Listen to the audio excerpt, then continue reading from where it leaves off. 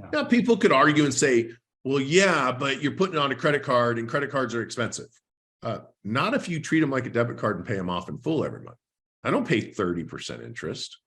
I don't pay any interest on my credit cards because I pay them off in full each month.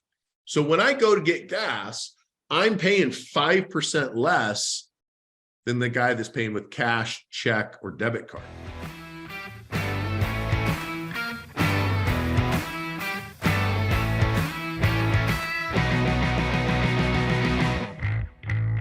Good morning, Dr. Shetiln with you here, and I'm here this morning with Rondi Lambeth. And Dr. Shetiln here. I met this gentleman at Harvard years ago and just really impressed me, just his passion for helping people understand the credit system and understanding how to repair their credit and build good credit. Because unfortunately, in our American system, we have a very strange credit system. Now it works.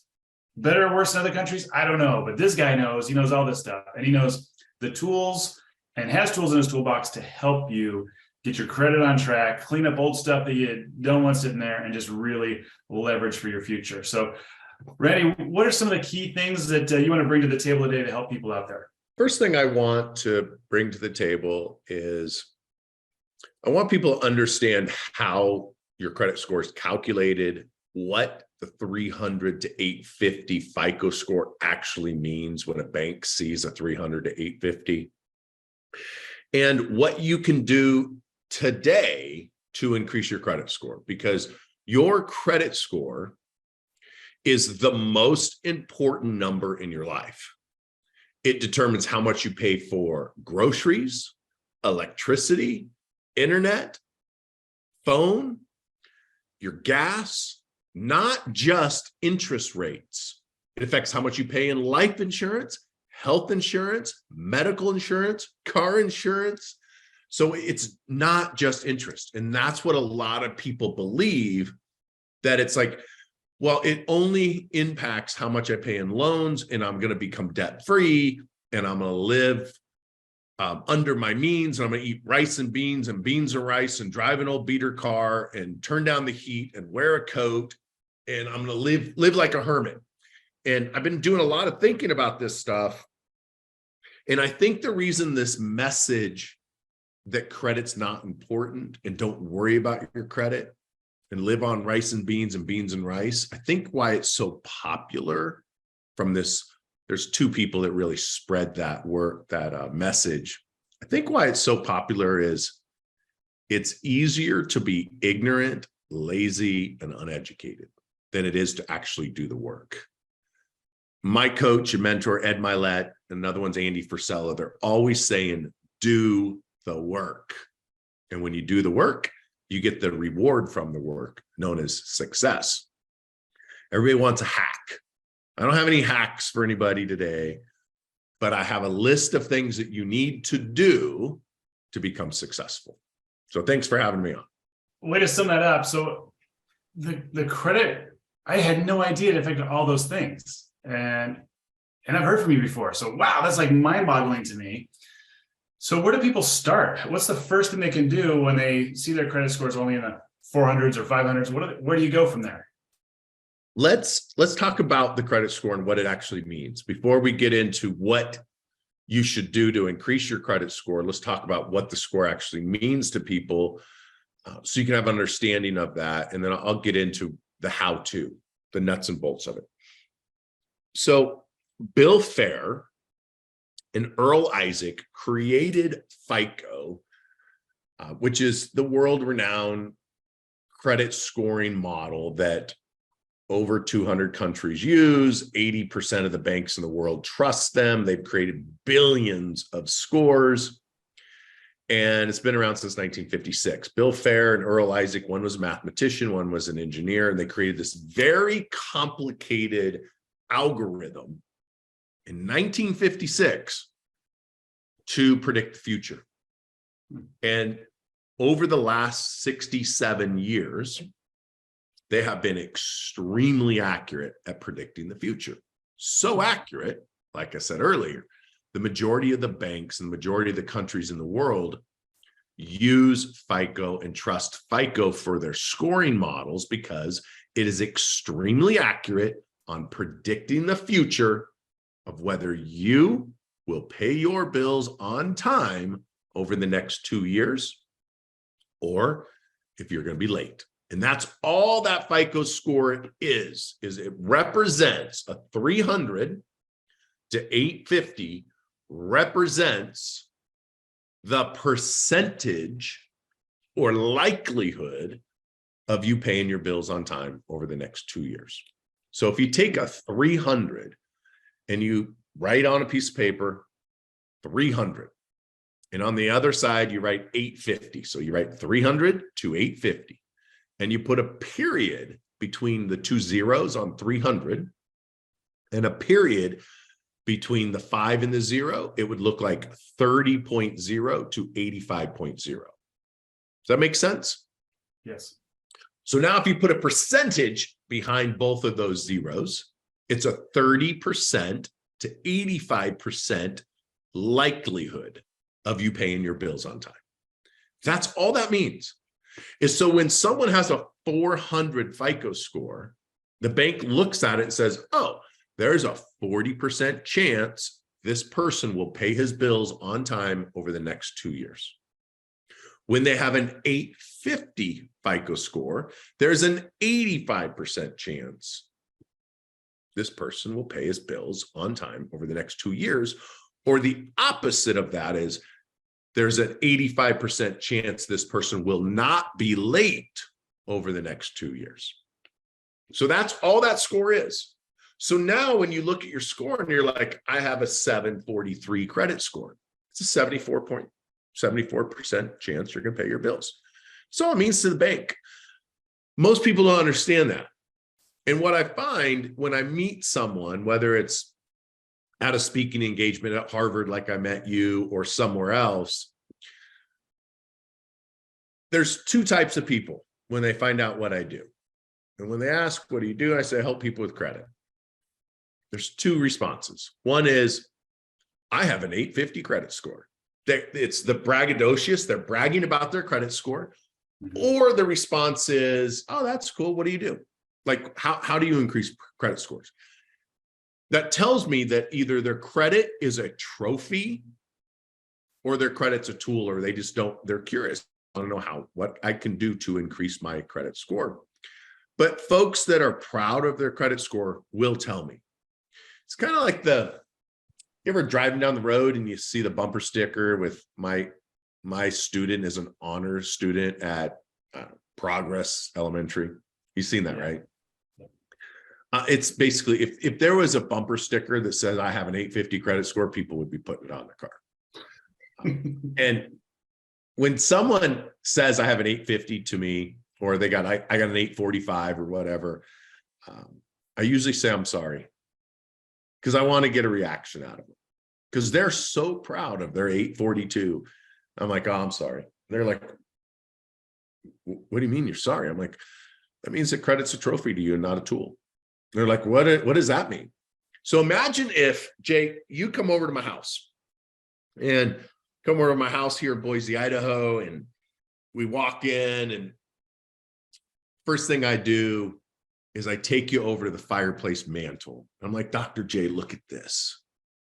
And I have this trophy, and it's my credit score. And I have the little white mittens next to it, and I got a polishing rag, and I put on my mittens and I start polishing my credit trophy. That's what most people do with their credit. It's a trophy to them. They're afraid to have an inquiry because their credit might go down. They're afraid to drop it and get a little ding. And when you treat your credit like a trophy, it's not really doing anything for you. Whereas if you treat it like a tool, it gets beat up, it gets abused, it gets worn down. And if you use credit the proper way, I believe it is the easiest way to create wealth and create real riches. And a high net worth is using your credit. Right now, I'm reading Sam Walton's book. I think it's called American Dream or The American Way. Sam Walton, the founder of Walmart. He used credit to start his very first Ben Franklin store He used credit to start his first Walmart store. They use credit today to have literally the most successful business on the planet, retail business for sure. It's all based on credit. I've used my credit to get a net worth of over $100 million because I buy apartment complexes with my credit. I started my credit repair company, surprisingly, with a credit card, a $300 secured credit card, because I had such bad credit, I couldn't get a credit card. But I knew I needed to get a credit card to start the credit repair company, so I got a $300 credit card. And so now that we kind of understand what that number means, 300 to 850 is really the percentage, and you should treat it like a tool and not a trophy.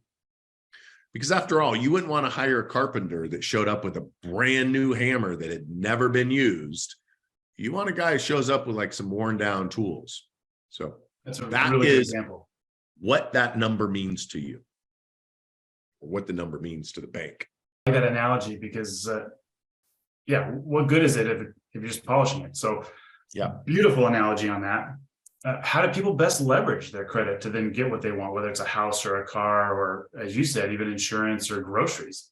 yeah. So let's talk about why having bad credit is very expensive and why your credit score is the most important number in your life, and how it actually impacts how much you pay for everything. So imagine if we're going to go to the shortly after this, after this meeting with you, I need to go to the bank. And I know that next to the bank is Costco, and that's where I get my gas for my truck. So I'm going to go to Costco, and I know I'm going to get fuel. Now, one of the advantages of having a Costco membership is the fuel's a little bit cheaper. But what's the other advantage of going to Costco if you have a Costco credit card? If I pay for my gas with this credit card, I get 5% cash back. So if gas is $4 a gallon, if I pay with the debit card, I'm paying $4 a gallon. If I ran inside, I can't do it at Costco, but if I went to a gas station, I ran inside and I gave $40 in cash, I'm going to get 10 gallons, right? If I wrote a check for $40, I'm going to get $40 worth of gas. If I use a card like this, or a card like this, the American Express card, or any of the other ones that you almost always have to have good credit to get, I'm going to get 5% cash back. It might not seem like a lot of money, but I just got my check from Costco a few weeks ago. It was $792 in cash back from just using my Costco card. Yeah. Now, people could argue and say, well, yeah, but you're putting it on a credit card, and credit cards are expensive. Not if you treat them like a debit card and pay them off in full every month. I don't pay 30% interest. I don't pay any interest on my credit cards because I pay them off in full each month. So when I go to get gas, I'm paying 5% less than the guy that's paying with cash, check, or debit card because they have bad credit. So 5% might not seem like a lot, but what happens if you, like in my case, my number one demographic for my clients are truck drivers. What happens if you're spending 10 grand, 50 grand, 100 grand a year in fuel? It's not an exaggeration to spend 100 grand in fuel on a semi. Well, 5% cash back, that's $5,000. That's a big deal. Same thing goes for your electricity. All of my utility bills go on my Costco card. My electric bill, my internet bill, my cell phone bill. Brilliant. My power bill, my gas bill, because I'm in Boise, Idaho, and I got to have a furnace, and so I got to pay for natural gas. So my groceries, it goes on it, and I get 2 to 5% cash back. And then there's sometimes, like with this, my American Express card, and these are not special cards. These are just cards that I have, and I'll go into why I'm showing you these cards later, or my theory behind having 2 separate cards. There are times that I get 10 to 40% cash back. Wow. I know it seems crazy, but Amex is constantly running these promotions that If I buy from Staples office equipment or office supplies, I get 10% cash back. Or if I go to, the other day, I was at Albertsons and they said if I use my app and my credit card that I got registered with my app, I got a free package of bacon. It was like a $10 package of bacon. I know this seems like maybe minuscule, like, oh, I'm not going to cut coupons. I'm not going to use a credit card to save 5%. But when you add all of this up, considering that inflation's at 15%, true inflation, I think is probably higher than that. You know, Yeah. I cook for my dog, and the chicken I normally buy for him is 98 cents a pound. Now it's $2.49 a pound. A year ago, it was 98 cents for chicken thighs. Now it's $2.49. That's a 250% increase. So Right. every little percentage that you can save, I think, makes a difference. And if it simply means that you just pay with a credit card and then pay the credit card off in full, it's not that difficult. So that's what I mean by everything costs more when you have bad credit, because you don't get access to those. Now, when it comes to financing, the interest rates on my vehicles are all under 3%. The interest on my house is 3% fixed, because I had good enough credit to where I'm getting the 2% financing on the vehicles. Yes, I'm in debt, but I don't care if inflation's 15% and the bank's charging me 2%. I think I'm winning this game of money here. So that's what I mean by everything costs more if you have bad credit. That makes perfectly good sense. And I love the key points takeaways I got from that. So it's good to have a credit card and leverage it, but pay it off every month, period, no matter what. But put as much on it as you can of your daily and monthly bills, so you are getting those points or credits. But then you have to have your credit card at a certain level so you can actually afford to put that much stuff on it. Pay it off each month. Is there something I've heard that if you're not paying it off every month, if it goes past that 30 days and it's over a third, that can swing your numbers on your credit? Is that true or not true? Yeah. So there's 5 things to the FICO credit model. There's 5 things that determine whether you will have a 300 credit score or an 850 credit score. All right. And those 5 things are this. 1 is payment history. It's 35% of your credit score. 1 is new credit. It's 10% of your credit score. Mix of credit, 10% of your credit score. Types of credit, 15% of your credit score. And lastly, how much you use or how much you owe is 30% of your credit score. If you add those things up, your length of credit history, which I said that wrong earlier, 15% is length of history. So your length of history, your payment history, the types of credit you have, how new your credit is, and how much you owe. If you add it all up, that is the amount of points that you can get, or the percentages is 100%. Now, I look at, or my company pulls over 10,000 credit reports a month. And we've been doing this now. This is our 16th year. So I have viewed thousands of credit reports. I can't tell you, I can't think of a single time I've seen a 300 credit score. Maybe, but I don't remember anything. Most of the time it's 400 and above. And I've only seen once an 850. Most of the time it ends around 800. Now, granted, most of the clients that hire me because they need credit repair. But statistically, it's a very small percentage of Americans have above an 800, and very small percentage of Americans have less than a 400. So the real number is 400 to 800. And then there's people out there, and there's banks out there that will say, like, if you max out your credit card, you're going to lose 350 points. Well, no. FICO says it's 30% of your credit score is based on utilization or amounts owed. It's not 30% of 850. It's 30% of the 400 points available. Because remember, the bottom's 300, but the real bottom's 400. The real top's 800. So there's about 400 points available. Does that make sense? 400 to 800, you got 400 points left over, right? Perfect. So the 30% is on the 400, not on the full 850. So with utilization, credit cards are the most important thing you can have on your credit, more than anything else. In fact, you will never have great credit without credit cards on your credit report. And you need to have at least 3 credit cards. So that's your first tip.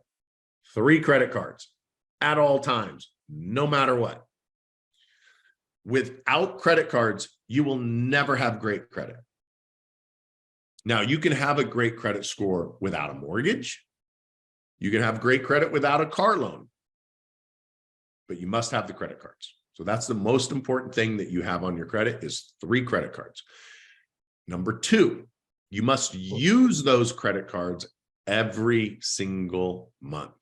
You do not use those credit cards every month, you will get denial letters when you go to apply for new credit, that you have too many credit cards that are inactive.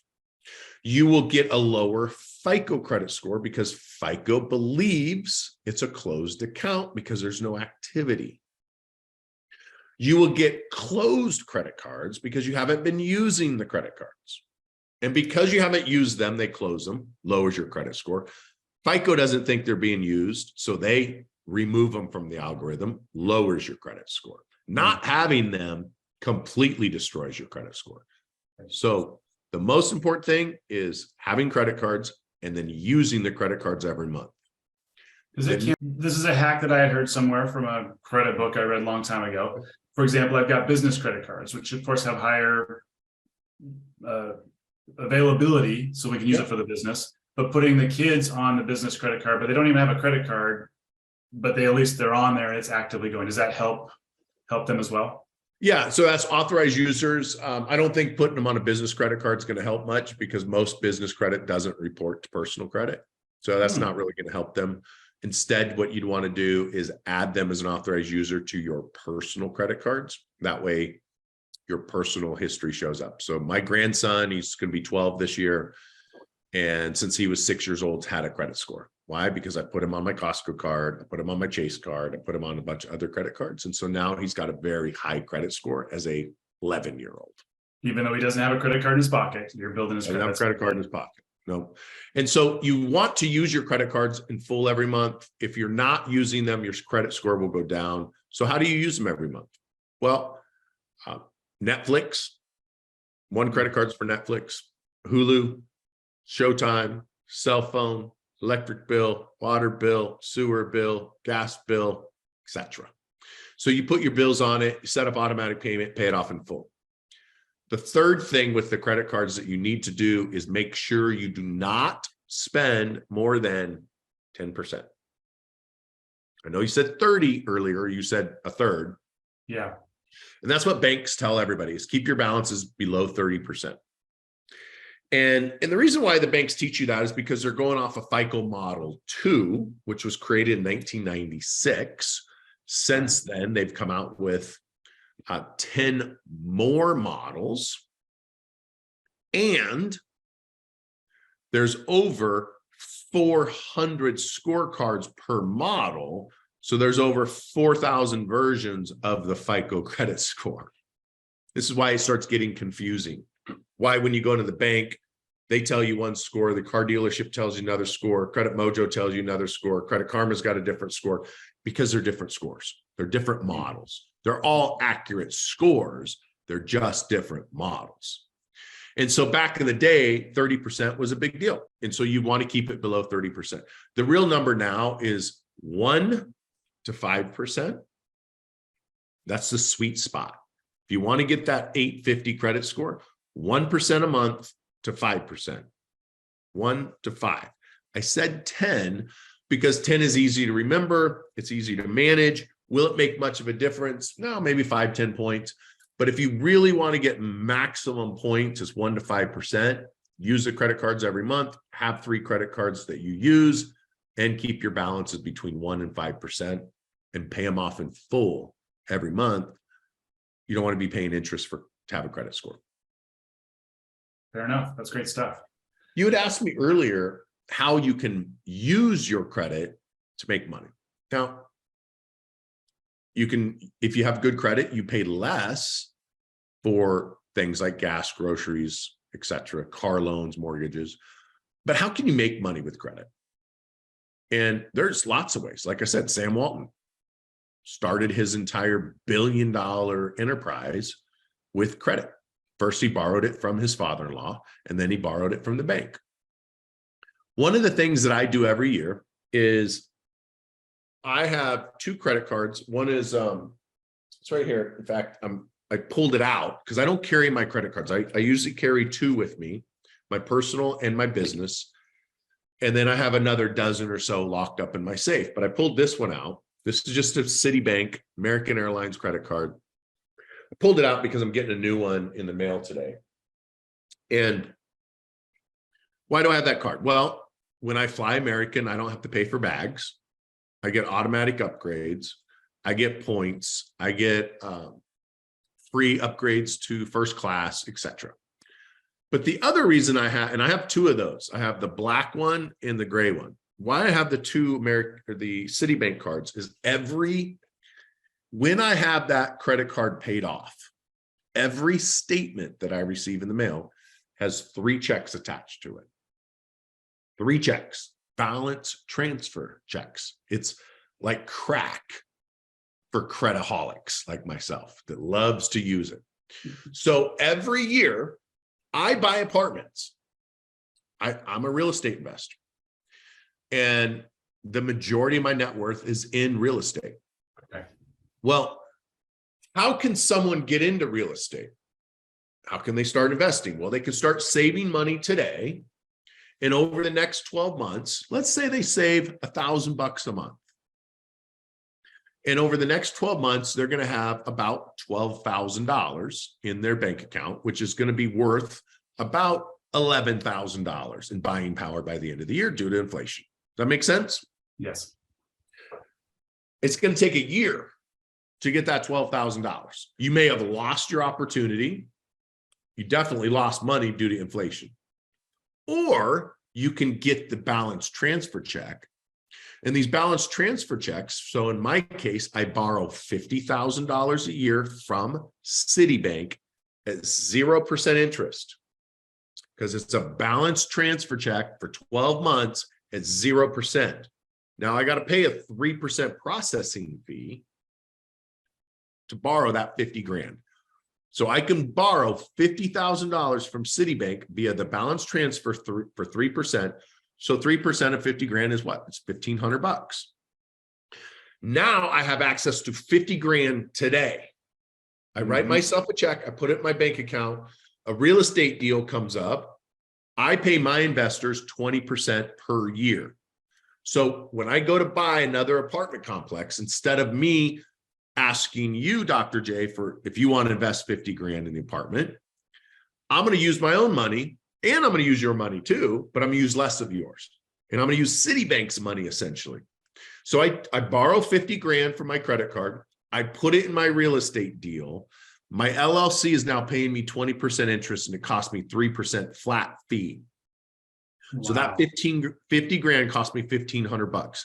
By the end of that year, I will have earned $10,000 in interest, but it cost me $1,500.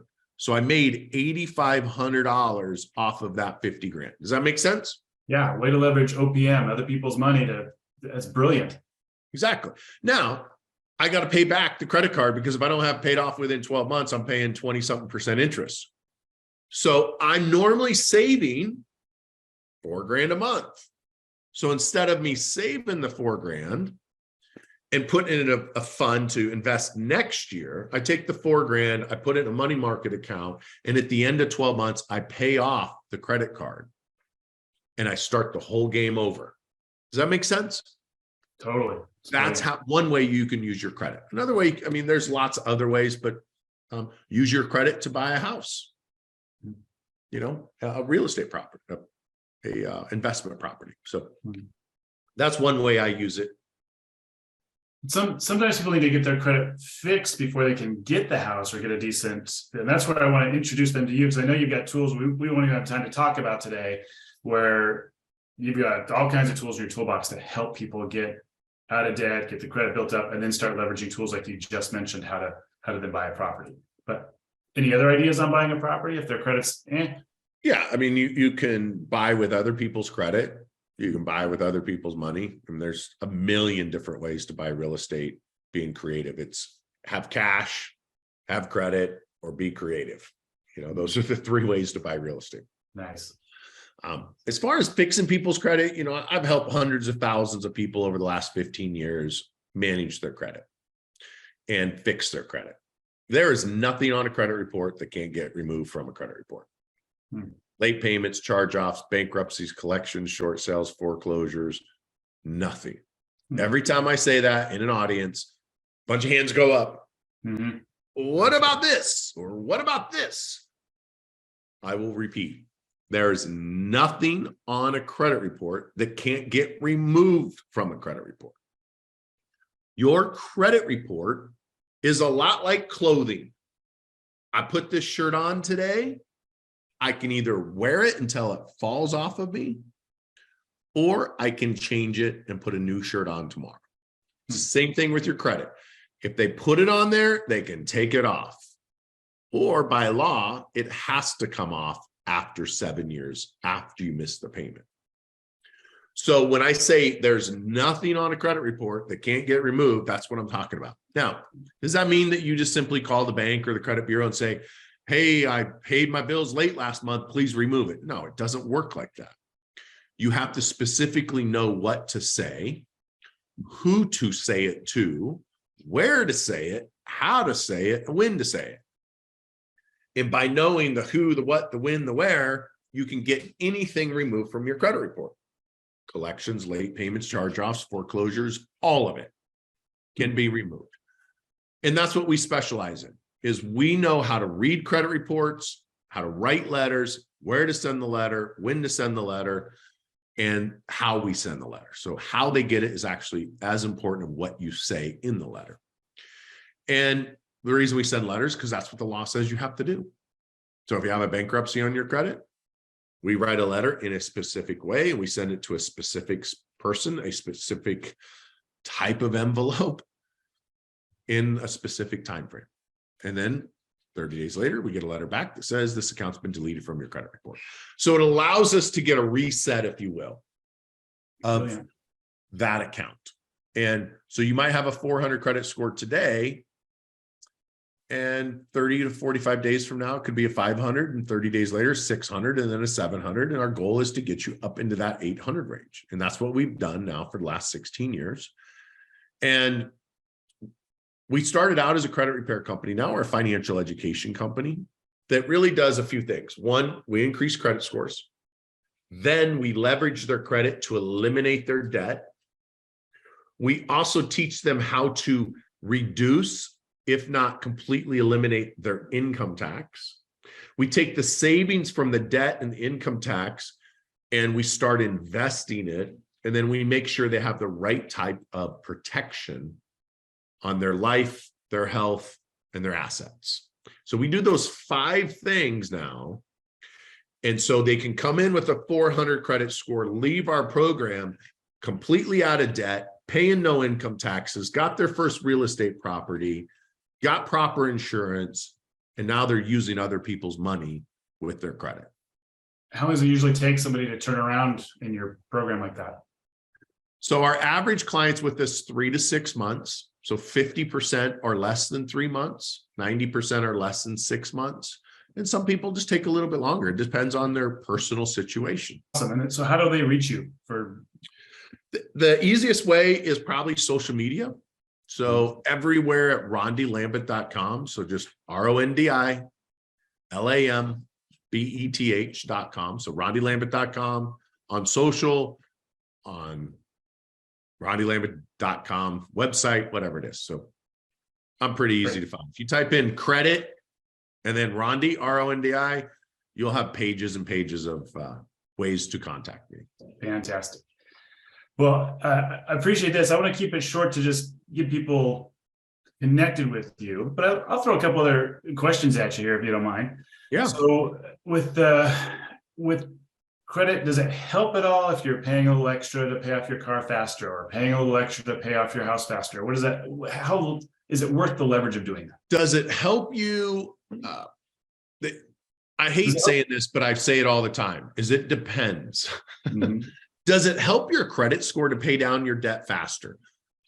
Most of the time, no, it doesn't. Is it a credit card? Yes. If you're paying down credit cards, then yes. Credit cards really are the only thing that FICO cares about on how much you owe. That's about it. They don't care how much you owe on your car. They don't care how much you owe on your house. They don't care how much you owe on your student loans. They care about your credit cards. So if you had a choice of where you for credit score only, not financial, but credit score only, if you had a choice of where you put all your extra money, it's credit card debt, 100% of the time. Then you start applying it towards your other loans. The problem with paying down your credit or paying off your loans, 9 times out of 10, paying off a loan will actually lower your credit score. Did you have a loan on your DeLorean when it got totaled? No. Okay. So what I see a lot of is people will have car accidents and their vehicle gets totaled, their credit score will go down. So you asked if paying off debt will help you. Well, it depends, because yesterday or day before yesterday, I had my 45-foot diesel pusher luxury bus caught on fire and burned up. Oh no. And did it help that I was making extra payments and I had the loan almost paid off?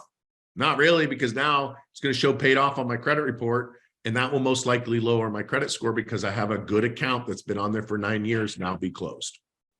Interesting. But did it help that I was making extra payments? Yes, because now the loan was almost paid off, and now I'm going to get a very high 6-figure check because this luxury bus was pretty much paid off. So it's going to help me the bottom line, because it's going to give me a whole bunch of cash, which is going to help me because I wouldn't have that cash sitting around. So there's benefit. It's the depends. There's benefits both ways. It just depends on what you want the benefit to be. Well, I think it's interesting because one of my other favorite financial gurus is Garrett Gunderson, and he has a calculation system on what bills you should pay first. And I a lot of people want to pay off their houses because they just want to have their house paid off. But to me, it seems like you should keep that on your house. One, it's an ongoing payment.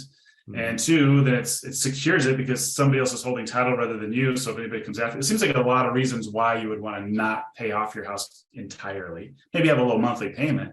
But anyway, it's interesting this calculation thing because it really leverages the credit cards like you're talking about. And like your car loan is only 2 or 3%. That's not one of your priority ones. Your house payment, that's not one of your priority ones. So thanks for clarifying some of that with the credit card and things today. Yeah, we actually have what's called Fortress Banking, and it's a system with software that will take all of your debt, including your mortgage, have it completely wiped out in 7 to 10 years, no extra payments, no making extra money, no refinancing. Wow. It's literally, it just tells you exactly what to do with your money. So once a week, you log into the software and it says, transfer it from this account to that account, this account to that account, and hit submit. And it's a GPS to get you out of debt. And I'm doing it for myself. The only personal debt that I have is my mortgage. It's at 3%. I'm not making extra payments though. Like, why would I put extra payments towards my house? But I'm using the software because it's going to take a 30-year mortgage and have it paid completely off in less than 10 years. I won't be in the house in 10 years from now. But what will happen is I'll have more equity and I'm just paying less interest, but I'm not making extra payments. Now, if I had a bunch of debt, I would be throwing massive amounts of money towards that debt. And so the software is great. And that's one of the things that we teach inside the Fortress University platform is how to pay off your house or your other debt very, very fast without making extra payments. That's awesome. Well, I can't wait to get some more people in touch with you. And I can't wait to update some stuff to see what you got going on for myself. So thanks for spending some time with us today. And anything else you need to touch on for closing? Just remember that credit's a tool. It's not a trophy. If you have bad credit, it's not a life sentence. It can be fixed as little as 30 to 90 days. If it's really bad, maybe it's going to take us 90 days to 6 months, but it's not a life sentence. It's Fantastic. not the end of the world. We can clean it up and then we can start building it up. But don't treat it as a trophy and don't treat it as a life sentence if you have bad credit, because we can turn it around very, very quickly.